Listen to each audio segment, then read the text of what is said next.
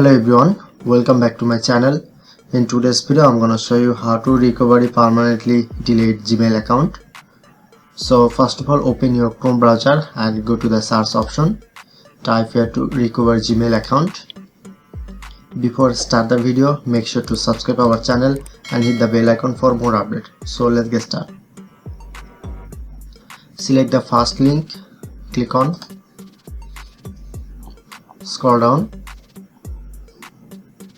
After that, click on recover your Google account or Gmail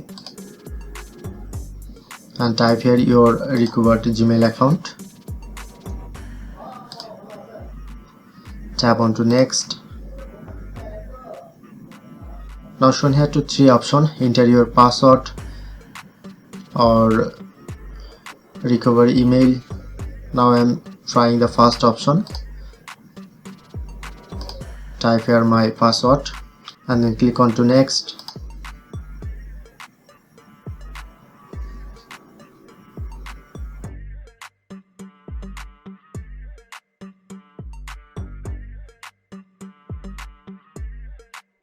Okay, now done.